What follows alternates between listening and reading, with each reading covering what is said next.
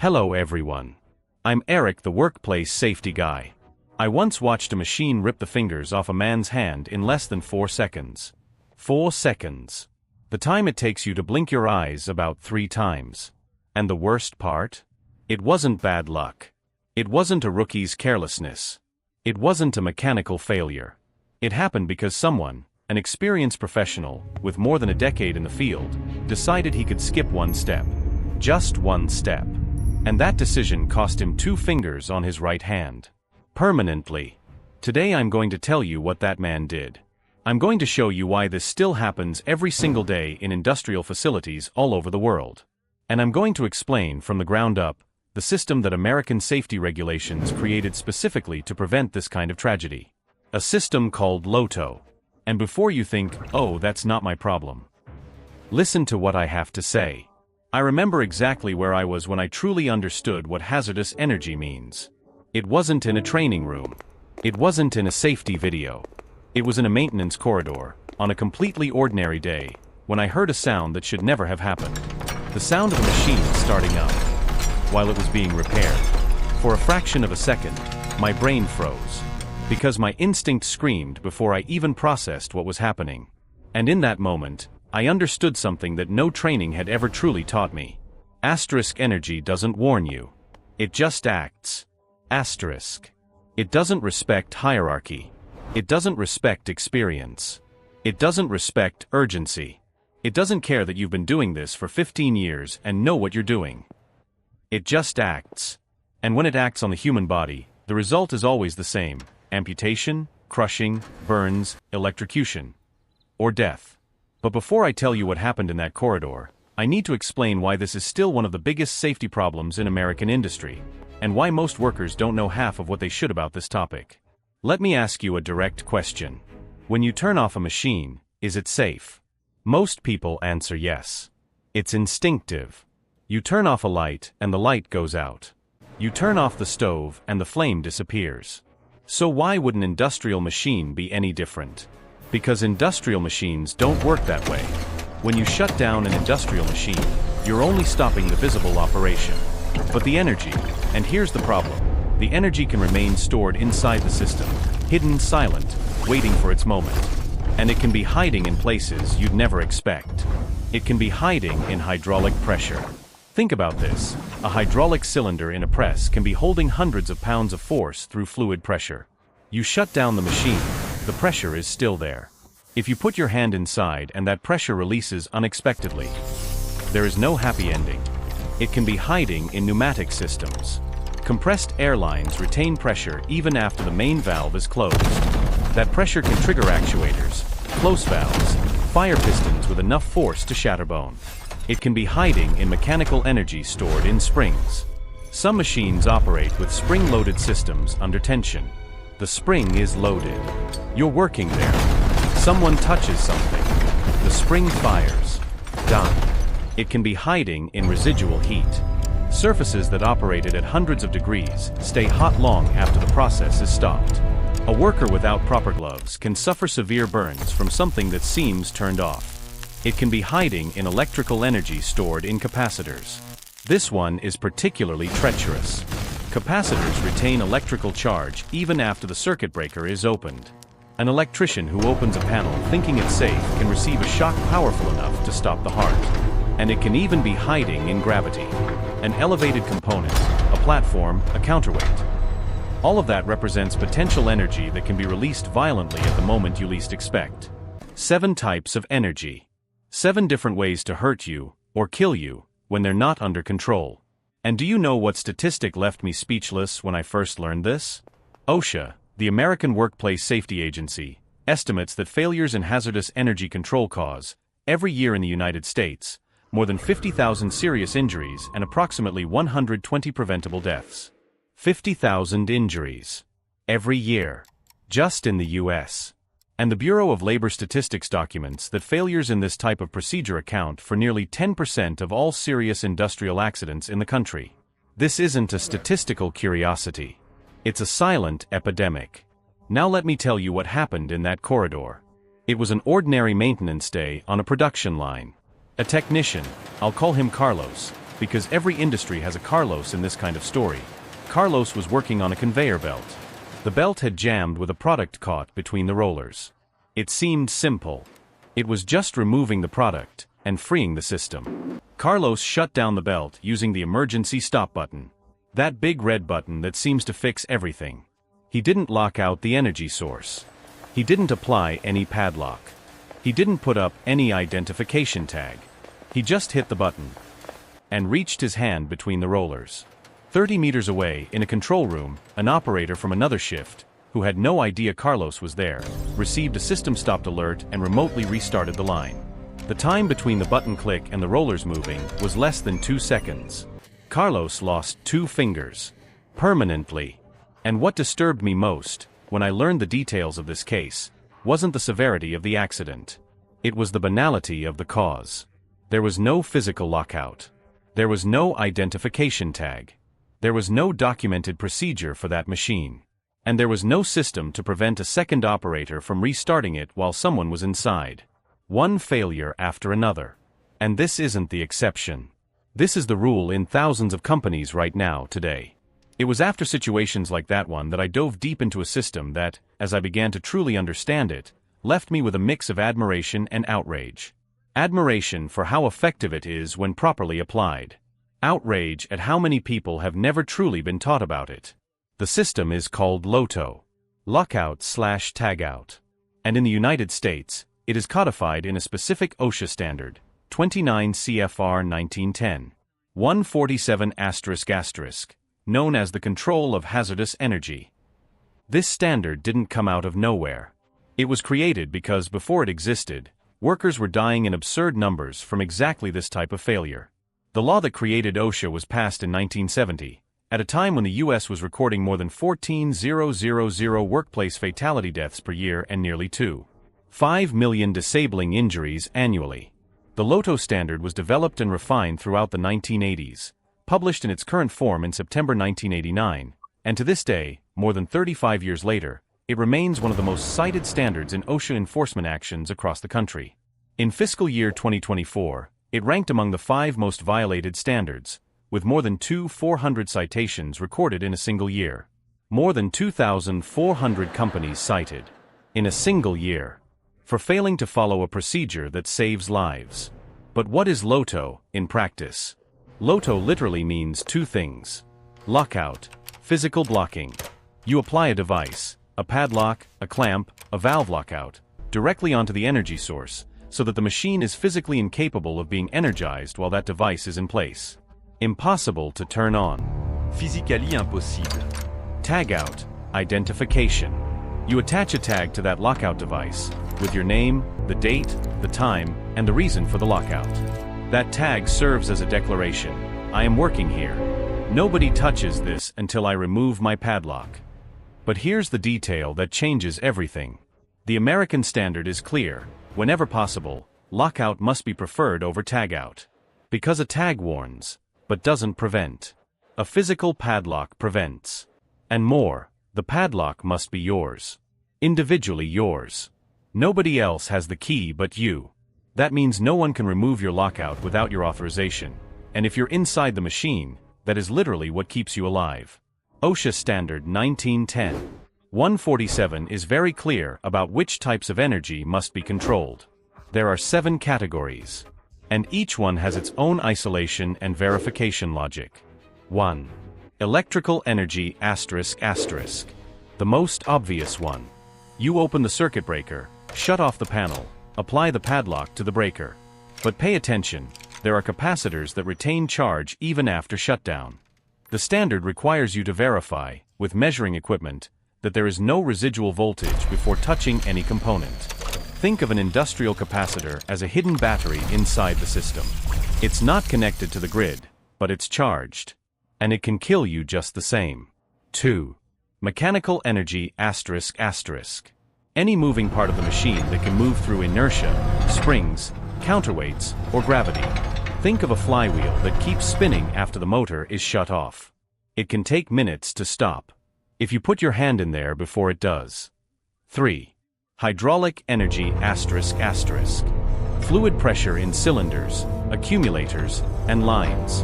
A hydraulic press can be sustaining several tons of force with oil pressure. Shutting off the pump doesn't instantly drain that pressure. You need to actively release the pressure before working on that system. 4.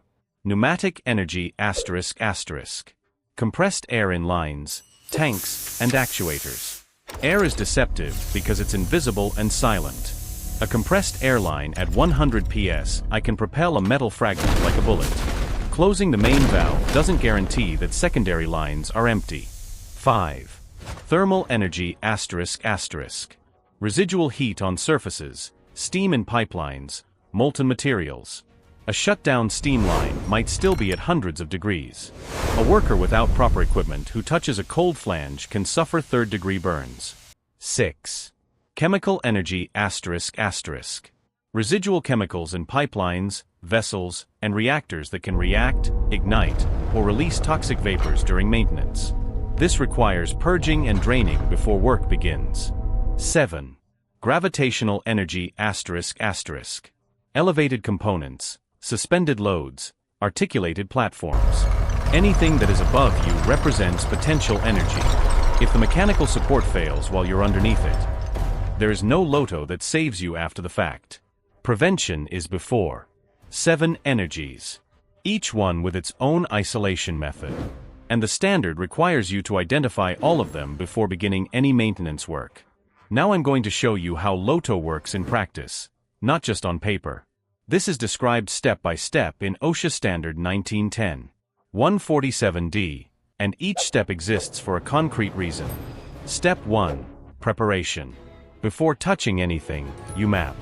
You identify all energy sources for that machine, every circuit breaker, every valve, every isolation point. You verify the type and magnitude of each energy, and you notify the affected workers, the operators, the shift co-workers, that the machine is going into maintenance. This seems obvious. But you'd be shocked by how many accidents happen because nobody told anyone that someone was working on the machine. Exactly like what happened with Carlos. Step 2. Controlled shutdown. You shut down the machine using the normal operational stopping procedure. It's not just hitting the emergency stop button. It's following the correct shutdown sequence so the system enters a stable and safe state. Step 3. Isolation. You operate each energy isolating device, circuit breakers, valves, disconnect switches, and place them in the off or closed position. Each energy source is physically separated from the machine. Step 4. Lockout/tagout. This is where the padlock comes in. You apply your personal lockout device to each isolation point. If there are multiple workers, each one applies their own padlock. There's a device called a hasp, a kind of metal loop, that allows multiple padlocks on a single isolation point. The machine can only be re-energized when the last padlock is removed. And alongside the padlock goes the tag, with your name, your contact information, date and time, reason for the lockout. Step 5. Release of stored energy. This is the step most people skip, and the one that kills the most. You need to actively release any residual energy still in the system.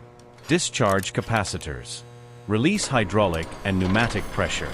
Wait for hot surfaces to cool down. Block elevated components so they cannot fall. Tension or block loaded springs. Only after this is the system in a zero energy state. Step 6. Verification. Before putting your hands inside anything, you test. You use a multimeter, a pressure gauge, a voltage tester, whatever is necessary to confirm that no energy is present. You can even try to start the machine, carefully from a safe distance, to confirm it doesn't respond. This concept has a name in the field. Try before you touch. ***, try to turn it on. If it doesn't turn on, it means the lockout worked. Only then do you touch it. And when the work is done. The restoration process also has a protocol. You remove your tools, make sure all workers are at a safe distance, remove your padlock, and only your padlock, and communicate that the machine is ready to return to operation. If you're not there to remove your padlock, nobody removes it for you. That is the rule. Let me tell you about the biggest myths I've ever heard about maintenance safety. Because these myths kill people. Myth 1, it's just a quick job. This phrase has caused more amputations than any mechanical failure. The time it takes to apply a padlock is less than the time it takes to get to the emergency room. There is no such thing as a job too quick to lock out. Do you know how long it took for Carlos to lose 2 fingers? Less than 2 seconds. He was doing a 2-minute job. Myth 2. I know what I'm doing. I've got 15 years of experience. OSHA documents that the majority of LOTO accidents happen to experienced workers, precisely because experience creates overconfidence. The veteran knows how the machine works. What he forgets is that the machine doesn't know who he is. In accident investigations, the most repeated phrase is always the same: I never thought this could happen to me. Myth 3. We always did it this way and nothing ever happened. This is the most dangerous one of all. Because nothing ever happened means you got lucky. And luck is not a safety procedure. Every accident that hasn't happened yet is called a near miss. Near misses are warnings.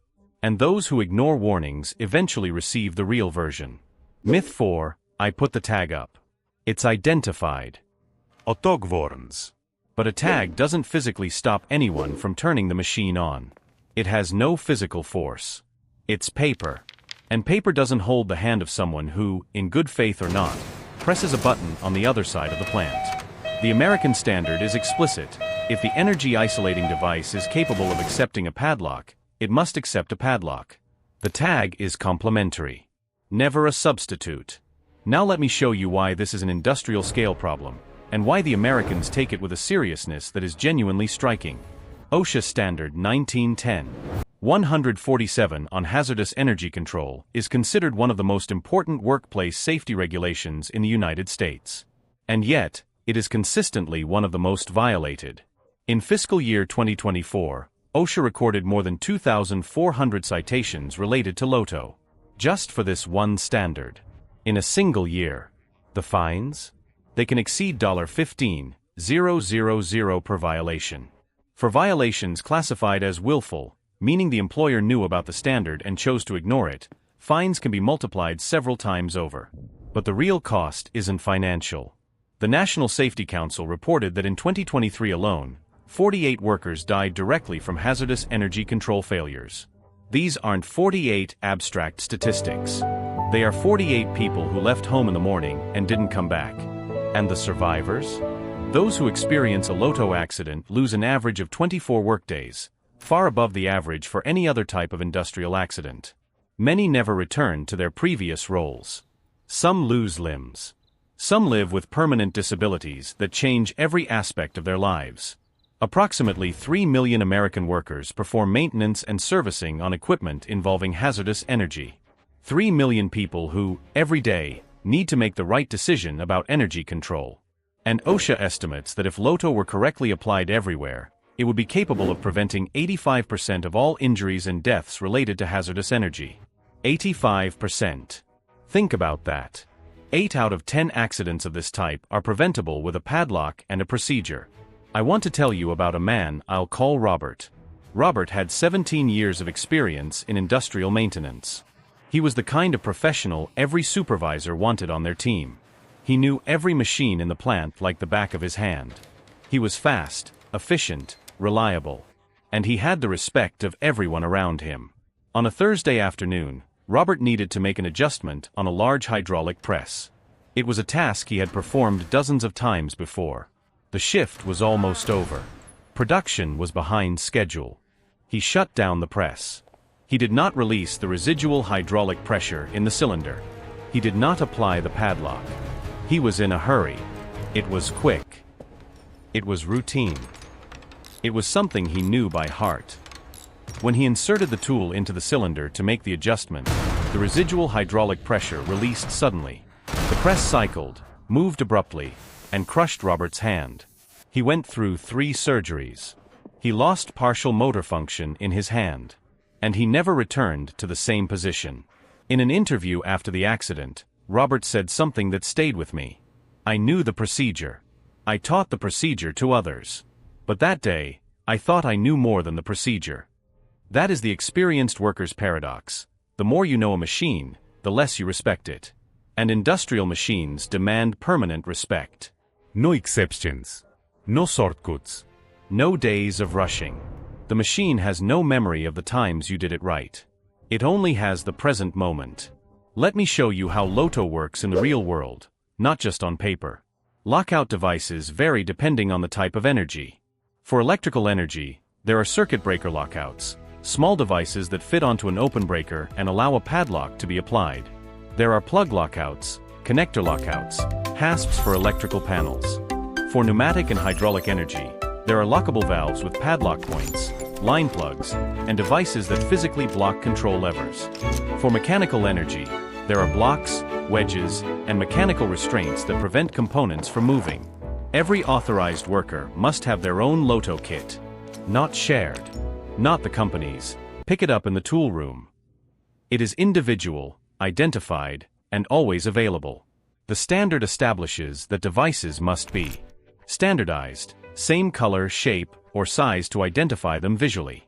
Durable, resistant to the work environment, moisture, heat, chemicals. Substantial, the attachment means must withstand at least 50 pounds of force without giving way.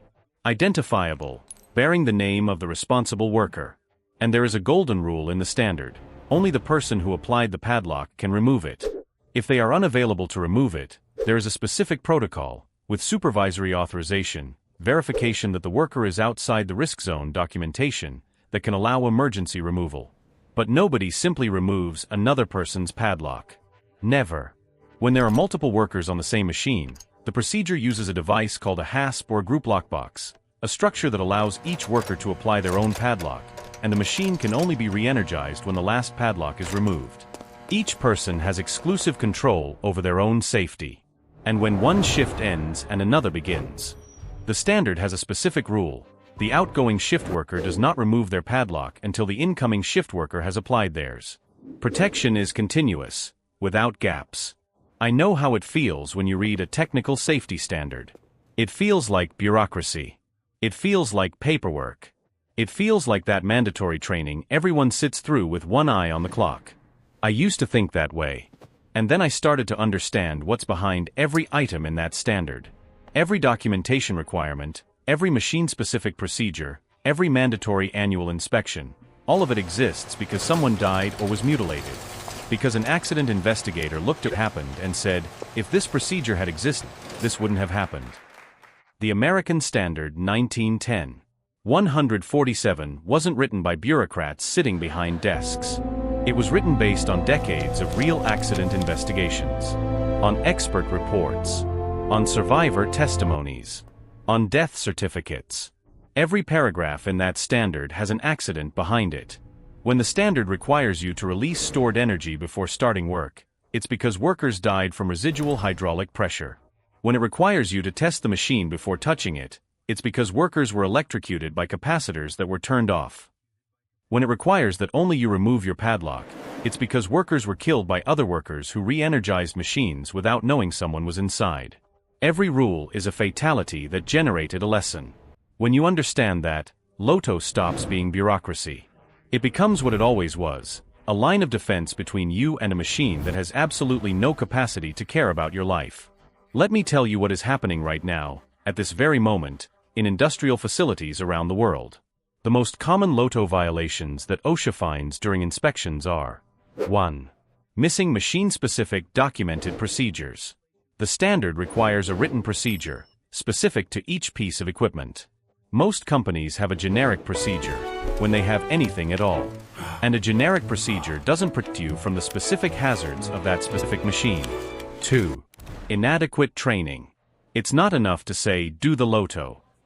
The standard requires documented training with names and dates, divided into 3 categories: authorized employees, those who apply LOTO; affected employees, those who operate the equipment and need to be notified; and other employees, those in the area who need to understand what a locked-out machine means. 3. Missing annual inspection. OSHA requires that the energy control program be inspected at least once per year, by an authorized employee different from the one using the procedure. This inspection must be documented. It must record the date, the equipment, the employees involved, and the inspector's name. Companies that don't do this get cited, even if they've never had an accident. 4. Unauthorized removal of lockouts. Supervisors who remove workers' padlocks to speed up production. Operators who remove tags without verifying whether someone is on the machine. This is the cause of accidents that go straight to criminal proceedings. 5. Failure to release stored energy. The most ignored step. The most deadly.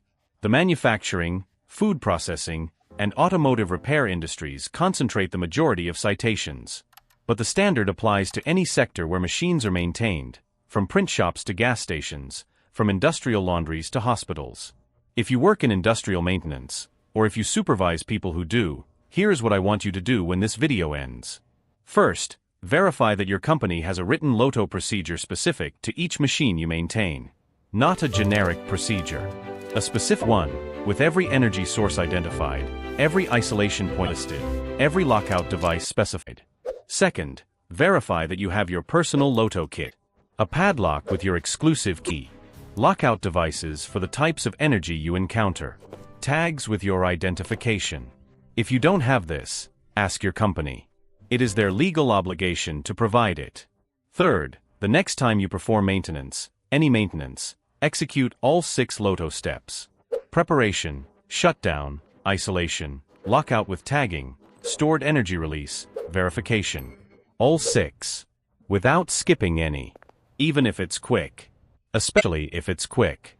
Fourth, if you're a supervisor, watch whether your team applies LOTO correctly. Not just whether they have the padlocks, whether they apply the padlocks. Not just whether the procedure exists, whether they follow the procedure. Safety culture starts in daily behavior, not in the dusty manual on the shelf. Fifth, document everything. Training sessions, inspections, procedures. Not to satisfy an OSHA inspector. To have a record that you care about the people who work with you, and that they know what they need to know to go home whole. I want to finish with a story that's a little different from the others. It's not about an accident. It's about a moment when LOTO worked. At a food processing plant, a technician named Marcus was performing maintenance on a large industrial mixer. He followed the complete procedure. Personal padlock. Identification tag. Pressure release. Verification test.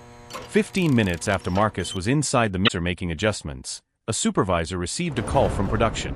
The line was down, they needed to restart urgently. The supervisor walked over to the mixer and saw the padlock. Saw the tag with Marcus's name. And stopped. There's no doubt. There was no decision to make. The padlock said, "Marcus is here. Do not energize." He called Marcus. Explained the situation. Marcus finished the work safely, exited the equipment, removed his padlock, and only then was the machine re-energized. That didn't become news. Didn't become a statistic. Didn't become an accident investigation. It became exactly what it should have been, an ordinary workday where everyone went home. And that is exactly what LOTO does when properly applied. It's not dramatic. It's not heroic. It's silent, systematic, and absolutely effective. The problem is that stories about nothing happening never make headlines. Only accidents do. That's why I'm here telling you this story. Because I need you to understand that the difference between Marcus's story and Robert's story wasn't luck. It wasn't fate. It wasn't the machine being good or bad. It was a padlock. It was a procedure. It was the decision to take 5 extra minutes to do things right. So let me be completely honest with you right now. If you made it this far, you know more about hazardous energy control than the majority of industrial workers in the world. Seriously. Most people who work with machines have never had access to an explanation like this. And now that you know, you can no longer use ignorance as an excuse. If you work with machines and don't apply LOTO, you are betting your physical integrity on every single work shift. You may have done it 1,000 times without consequences. But the machine keeps no record. It doesn't know that you always got lucky. If you're a supervisor who looks the other way on your team's missing LOTO, you're not just breaking the law. You're deciding implicitly that the day's production is worth more than someone's hand. If you're a business owner who hasn't invested in a structured LOTO program, beyond the human risk, you're exposed to fines that can exceed $15,000 per violation, labor lawsuits, and the full legal and moral weight of having allowed something preventable to happen. OSHA doesn't play games. And companies that think they can delay this implementation usually learn that lesson the hardest possible way. But more than OSHA, more than the fines, more than any legal sanction, There is a person, with a name, with a family, with plans for the weekend, who is working on that machine, and who deserves to go home whole. Now I need something from you. If this video reached someone who works in industry, in maintenance, in any environment with machines, share it right now. Literally right now. Before you leave this screen. Because you may not know which person on your list needs to see this today. It might be a coworker who's going in early tomorrow morning for a maintenance job. It might be a family member you never knew was going through this. It might be a supervisor who is going to change his team's entire protocol because of this video. You don't need to be a safety expert to share knowledge that saves lives. You just need to press a button. And if you haven't subscribed to this channel yet, this is the kind of content I bring here. Real workplace safety, no fluff, with the actual data, the real stories, and the procedures you should have been taught a long time ago. Hit the like button if this video opened your eyes in any way. Comment down below, have you ever worked somewhere where LOTO was being ignored? Tell me. Because I know that unfortunately a lot of people are going to answer yes, and those stories need to be heard. Before I close this video, I want to leave something burned into your memory. Machines don't make mistakes. They do exactly what they are programmed to do. They don't know you're there. They don't care about your 15 years of experience. They make no distinction between a new worker and a veteran. They just act. And when energy is not under control, the mistake costs more than you can afford to pay. Take care of yourself. And take care of the people who work alongside you. See you in the next video.